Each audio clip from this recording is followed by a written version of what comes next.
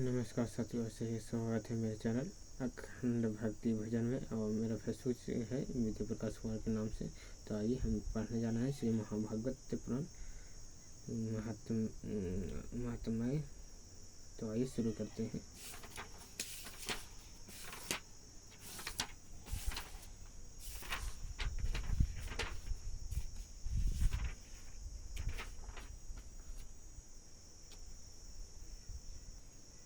महात्म्य का आज द्वितीय अध्याय पढ़ेंगे।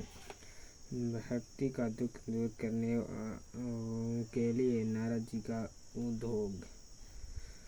नारद जी कहा है, बोले, तुम व्यर्थ ही अपने को क्यों खेद में डाल रही हो? अरे तुम इतनी चिंता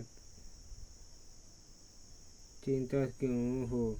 भगवान श्री कृष्ण के चरण कमलों में चिंतन करो, उनकी कृपा से तुम्हारा सारा दुख दूर हो जाएगा। जिन्होंने कौरवों अत्याचारों से द्रौपदी की रक्षा की थी और गोप सुंदरियों को सनाथ किया था, वे श्री कृष्ण कहीं चले थोड़े ही गए हैं। फिर तुम भक्ति हो और सदा उन्हें प्रणाम से ही प्यारी हो। तुम्हारा बुलाने पर तो भगवान नीचे के घरों में भी चले जाते हैं।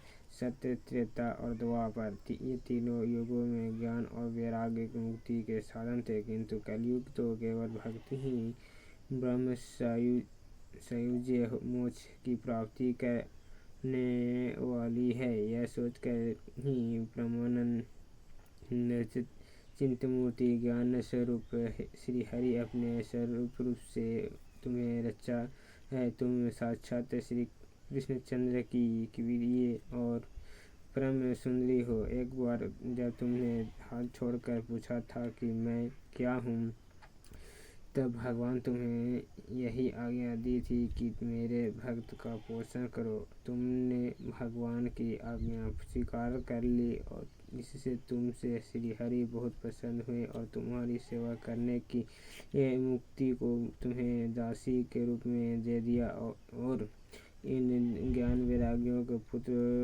के रूप में तुम अपने शाश्वत स्वरूप को वैकुंठ धाम की भक्तों का पोषण करती हो।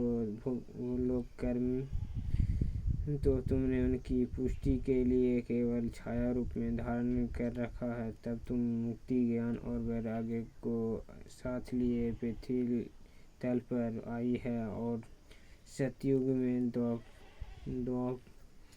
द्वापर पंथ बड़े आनंद से रही। कलयुग में तुम्हारी दासी मुक्ति पाखंड रूप रोग से पीड़ित होकर छिन्न होने लगी थी, इसीलिए वह तुम तो तुरंत ही तुम्हारी आज्ञा से वैकुंठ लोक को चली गई। इस लोक में भी तुम्हारे स्मरण करने से ही वह आती है और फिर चली जाती है, किंतु इन ज्ञान वैराग्य को तुमने पुत्र मानकर अपने पास ही रख छोड़ा है। फिर भी कलयुग में इनको उपेक्षा होने के कारण तुम्हारे ये पुत्र उत्साहहीन और वृद्ध हो गए। और फिर भी तुम चिंता न करो, मैं इन नवजीवन का उपाय सोचता हूँ। सुखमुखी कली के समान कोई भी युग नहीं है। इस युग में तुम्हें घर घर में प्रत्येक पुरुष के हृदय में स्थापित कर दूंगा।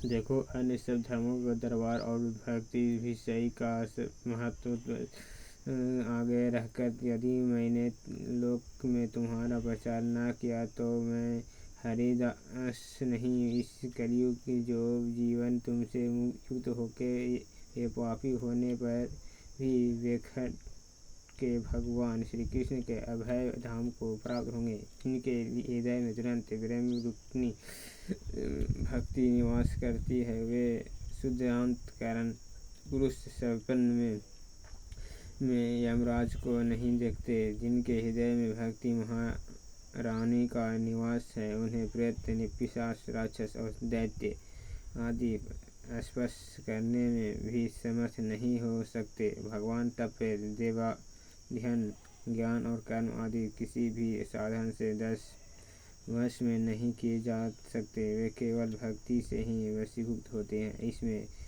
श्री गोपीजन प्रमाण है। मनुष्यों का सहस्त्रों जन्म के पुण्य प्रताप से भक्ति अनुराग होता है। कलयुग में केवल भक्ति ही सार है। भक्ति से तो साक्षात श्री कृष्ण चंद्र सामने उपस्थित हो जाते हैं। जो लोग भक्ति से दुराह करते हैं वे तीनों लोकों के दुख ही दुख पाते हैं। पूर्व काल में भक्त तिरस्कार करने वाले दुर्वासा ऋषि